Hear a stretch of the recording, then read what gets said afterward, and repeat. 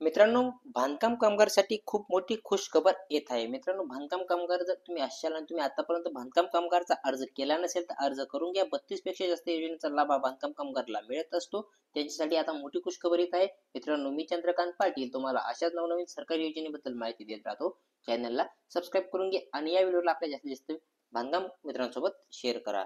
मित्रांनो, मी महा BOWC ची जी website आहे त्या वेबसाईट वरती आलेलो आहे. ऑफिशियल वेबसाईट वरती आलेलो आहे. इथं एक फर्मान जाहीर करण्यात आलेला आहे, तो तुम्हाला मी आता दाखवतो. आतापर्यंत तुम्हाला ऑनलाईन अर्ज करणं बंद करण्यात आलेलं होतं आणि तुम्हाला जो अर्ज आहे तुम्हाला जवळच्या तुमच्या बांधकाम कामगारच्या उपसुविधा केंद्रात करण्यात सुरू झालेलं होतं. पण आता ते उलट झालेलं आहे मित्रांनो. आता तुम्ही ऑनलाईन तुमच्या घरी बसल्या तुमच्या मोबाईल लॅपटॉपच्या माध्यमातून अर्ज करू शकतात. आता इथे पहा काय सांगितलं. मंडळाच्या आदेशानुसार दिनांक 5 फेब्रुवारी 2025 पासून तालुका सुविधा केंद्रात डेटा एंट्रीचे काम बंद करण्यात येत आहे. बांधकाम कामगार आपले नूतनीकरण व लाभाचे अर्ज ऑनलाईन पद्धतीने आपल्या सोयीच्या जागेवरून भरू शकतील.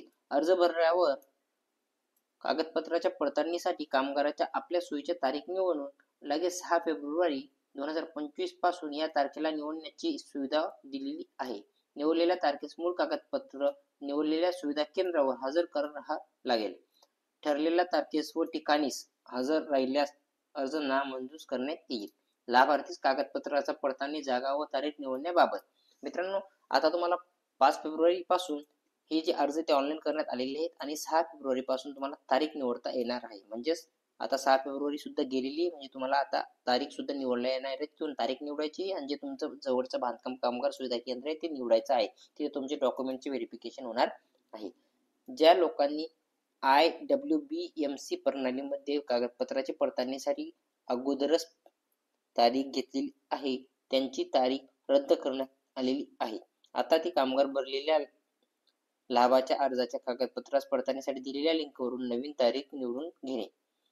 रद्द नवीन तारीख निवडल्यास चेंज क्लेम अपॉइंटमेंट डेट ह्या बटनावर क्लिक करा. मित्रांनो, अशा प्रकारे एक नाव येत असेल तुम्हाला. जर तुम्ही अर्ज केलेला असेल, यापूर्वी अर्ज केला असेल, तारीख निवडली असेल तर ती तारीख वगैरे रद्द झालेली आहे. आता तुम्हाला नवीन तुमच्या फॉर्मवरती जाऊन तुमचं हे नवीन करावं लागणार आहे. अपॉइंटमेंट डेट तुम्हाला नवीन सिलेक्ट करावं लागणार आहे. त्याच्यावर तुम्हाला चेंज क्लेम अपॉइंटमेंट डेट असं नाव येणार आहे. तिथं क्लिक करायचं आणि तुमची तारीख निवडायची आहे OTP टाकून.